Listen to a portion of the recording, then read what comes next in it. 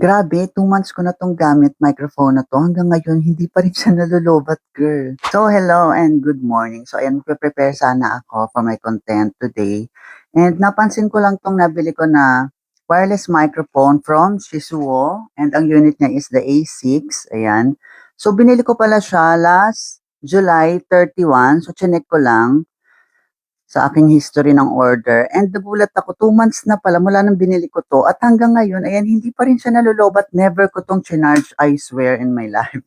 Hindi ko pa siya chinarge talaga mula nung binili ko siya since July, and ito yung gamit ko palagi halos araw-araw sa mga contents ko. I-check niyo yung profile ko, halos lahat ng video ko ito yung gamit ko araw-araw, and ilan yung video ko everyday, siguro minimum of 3.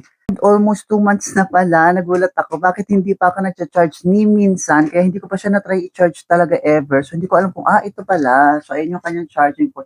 Never ko pa kasi talaga siyang chinarge. Sobrang na-amaze lang ako. And ilan ba yung kanyang battery? 600 milliampere. Pero bakit gano'n? 2 months na, hindi ko pa siya china-charge talaga, I swear. By the way, this is the A6. Ayan, A6 Shisuo wireless microphone na nabili ko nga dito sa TikTok. Nabili ko siya for only 1,500. Dalawang mic na siya. So, ito yung isa.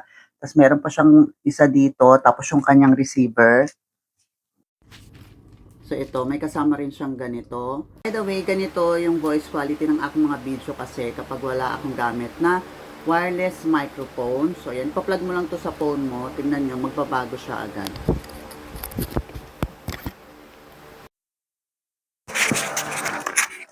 So here's my voice, wala yung cut, using A6 wireless microphone from Shisuo. And nakakatawa dito kasi meron siya ditong button, hindi lang yun. Meron din siyang, ayan, reverb mode na parang kapag nagko-content ka naman ng mga kanta-kanta, ayan, meron tong echo. So napakaganda, may kasama na nga rin siyang ang kanyang charging case. So kahit dala nyo ito sa bag ninyo, okay na okay nga din siya kahit outdoor. And meron siya ditong LED indicator kung ilan na lang ba yung percentage nitong pinaka-charging case niya. And nakakatuwa kasi nga, since July ko pa ito binili, July 31, hanggang ngayon, anong date na?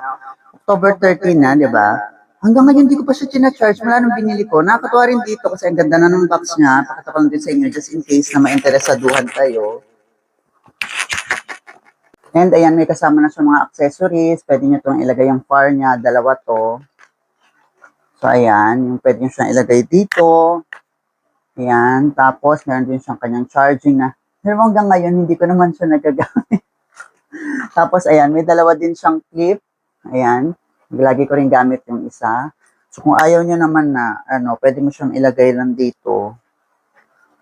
Tapos, ayan. Idikit mo lang siya. Diba? Saka maganda yung magnet nito. Tingnan nyo.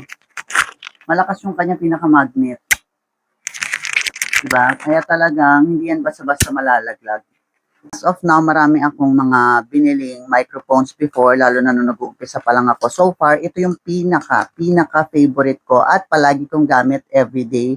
Kaya sa mga co-creators ko dyan or sa mga gusto lang din na mag-start ng kanilang TikTok affiliate or contents, mahilig kayo sa mga video vlogging, dito na kayo kay Shisuo A6 wireless microphone kasi sobrang tagal niyang malobat, malinaw yung boses mo, at the same time legit siya na may noise cancellation talaga. Kaya ako naghahanap at nagpaplano nga rin kayo na bumili ng mga wireless microphone na meron ng noise cancellation. Ayan, lalagay ko na lang dito sa yellow basket kung saan ko po siya nabili. By the way, available pala ito into Type-C and meron din silang iOS. So yun lang and have a great day po. Bye-bye!